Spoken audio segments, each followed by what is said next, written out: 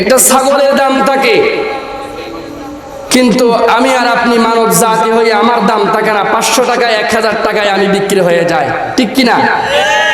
কেন? আমার ভিতরে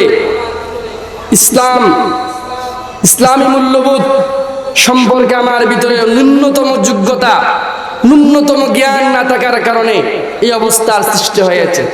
আপনি মনে করেছেন আমার একটা বুটের মাধ্যমে, আমার একটা মতামতের মাধ্যমে, আমার একটা ব্যালট পেপারের মাধ্যমে কি হবে? আর এভাবে যদি প্রত্যেক ব্যক্তি যদি একটা একটা বুট করে যদি এভাবে আপনারা অনুভূতি করেন, তাহলে তো আর 10 থেকে 15 কোটি মানুষের মধ্যে প্রায় 10 কোটি মুসলমানের ভোট যদি এভাবে যদি হাতছাড়া হয়ে যায়, তাই জুডিশিয়াল কিলিং না হয়ে তাহলে কি হবে?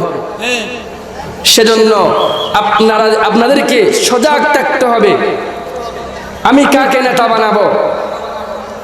আমার দায়িত্বকে পালন করবে। নামাজ পড়ে না, নির্বাচন আসলে টুপি দিবে, নির্বাচন আসলে মাহফিলে তার দাওয়াতি মহড়া শুরু হবে, জানাজার ময়দানে তার 2 মিনিটের বক্তব্য প্রচারিত হবে। এরপরে যখন নির্বাচন চলে যায় বলে যে ইসলামের সাথে রাজনীতির সম্পর্ক নাই। জোরে বলেন নাউযুবিল্লাহ।